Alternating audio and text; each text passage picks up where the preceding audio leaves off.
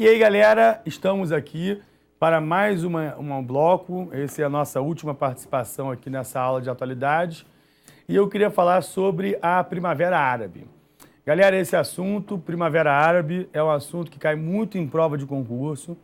É um fenômeno, né? Na verdade, foi uma série de acontecimentos a partir de 2011, quando o povo de vários países dessa região toma a rua, né? Vem tomando as ruas e derrubando ditadores.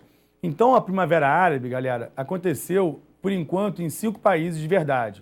Porque em 4 países os presidentes foram depostos e ainda tem um 5º país, que é o caso da Síria, que a confusão está acontecendo. Mas no caso dos países que já caíram ditadores, dirigentes, eu queria colocar na ordem. O primeiro caso foi da Tunísia. Na Tunísia foi derrubado o ditador Zine El Abidine Ben Ali. Estava no poder desde 87 e caiu em 2011. Esse foi o primeiro caso.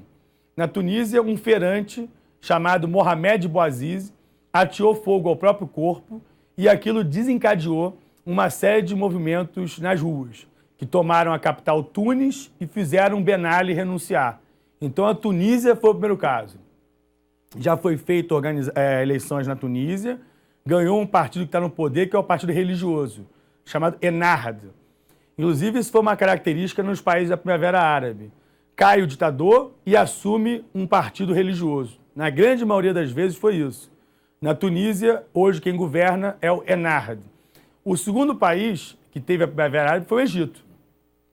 No Egito, caiu o ditador Hosni Mubarak, que estava no poder desde 81. E caiu depois que o povo tomou a Praça Tahrir, fazendo protestos mil e pedindo pelo fim do regime militar.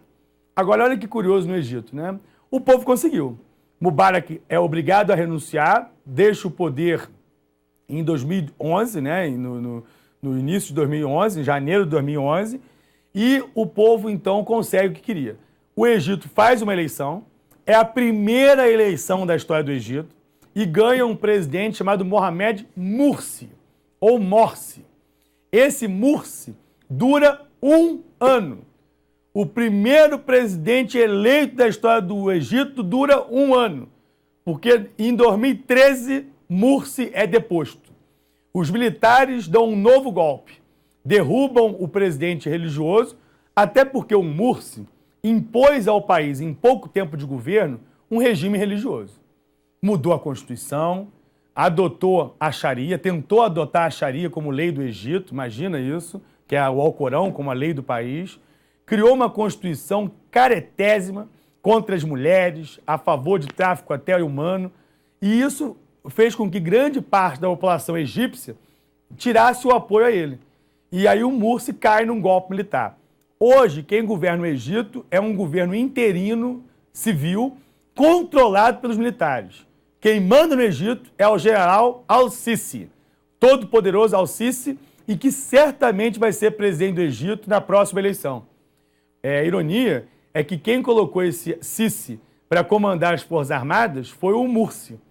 O Morsi mudou a cúpula militar para se sentir mais seguro e colocou esse Sisi no poder, Al-Sisi, e ele acabou derrubando o próprio Morsi. E ele está no poder hoje. Então o Egito é o segundo caso. O terceiro caso da Primavera Árabe foi a Líbia. Na Líbia, derrubaram o ditador Muammar Gaddafi. Gaddafi estava no poder desde 69. Houve uma guerra civil na Líbia. E o detalhe mais importante é que, no caso da Líbia, houve uma intervenção externa. Foi o único caso da Primavera Árabe que houve uma ação externa, exógena. A OTAN bombardeou Benghazi, aonde estava o Gaddafi. E com o Gaddafi desorientado, os rebeldes por terra o capturaram e fizeram justiça com as próprias mãos.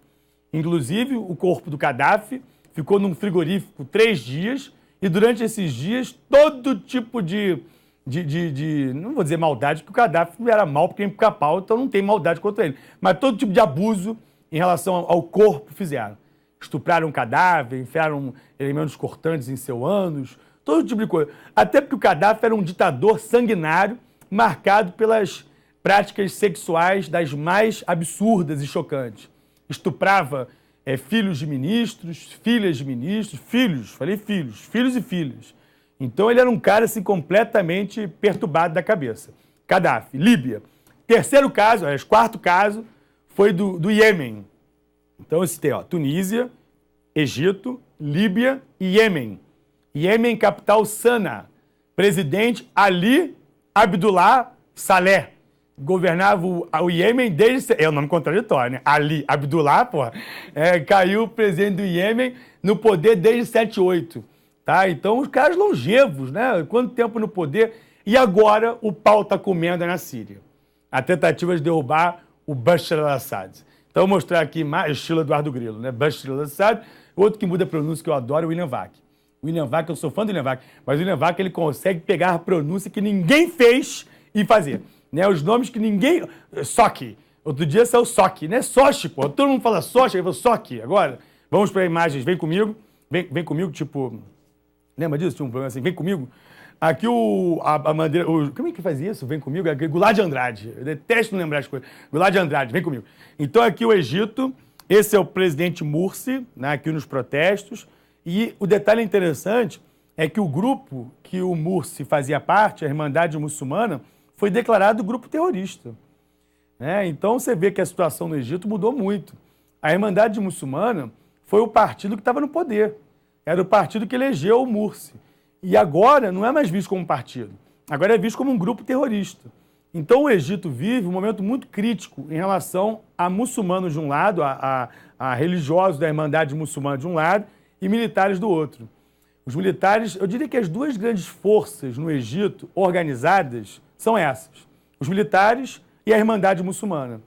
No primeiro momento em que teve uma eleição e a Irmandade Muçulmana ganhou a eleição, só que como não agradou, a outra força organizada do Egito derrubou, então, a Irmandade, que são os militares. Por isso que eu estava dizendo que esse é o cara. Esse é o general al-Sisi, general Abdel Fattah al-Sisi, e que é o todo-poderoso do Egito hoje. Certamente, na eleição que vai ser feita no Egito, ele vai ganhar. Né? Não tem a menor dúvida de que ele vai ganhar. Inclusive aqui, sobre a Síria agora. Eu diria o seguinte, galera, se pudesse escolher dois países para a prova da Primavera Árabe, é Egito e Síria. Lógico, né? E no caso da Síria, eu disse aí, eles estão tentando chegar a um acordo na cidade de Montreux, né? Eu falei que tinha esquecido a cidade, num outro momento eu quis lembrar uma cidade, não lembrei, Montreux, aonde acontece a cúpula chamada Genebra II. E é uma tentativa de entendimento entre as partes. Lembrando que na Síria acontece uma guerra civil. De um lado, o presidente Assad e do outro, os rebeldes. O Assad, galera, é de um grupo chamado Alauíta. E os Alauítas é um braço, é uma seita dos xiitas. Só que no caso da Síria, a maioria da população é sunita. Vocês sabem que no mundo islâmico tem dois grandes grupos, sunitas e xiitas. No caso da Síria, a maioria lá é sunita. Quem governava era justamente a minoria xiita. Quer dizer, governava não, governa. O Assad está no poder. Então o povo revoltado nas ruas também tem a ver com isso. Eu diria o seguinte, a guerra na Síria, ela não foi uma guerra que começou por questões religiosas, mas ela pode terminar assim. Ela não começou por um racha entre xiitas e sunitas. Mas hoje, o sangue derramado tem a ver com isso. Porque quando a crise começa, ela tem a ver com o quê? Ela tem a ver com a economia. Ela tem a ver com um governo do Assad, que é um governo ruim, que é um governo que leva a Síria para uma crise econômica. E o fato do Assad ter reagido de forma brutal a uma manifestação pacífica que aconteceu na cidade de Dera.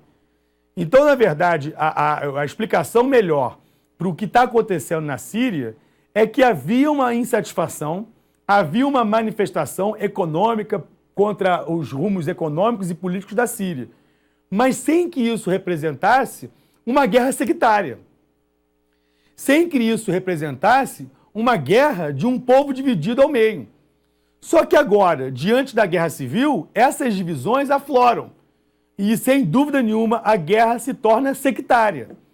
É um banho de sangue. Já são 120 mil mortos e 2 milhões de refugiados. Segundo os últimos números da ONU, e inclusive da Acnur, que é Alto Comissariado das Nações Unidas para Refugiados.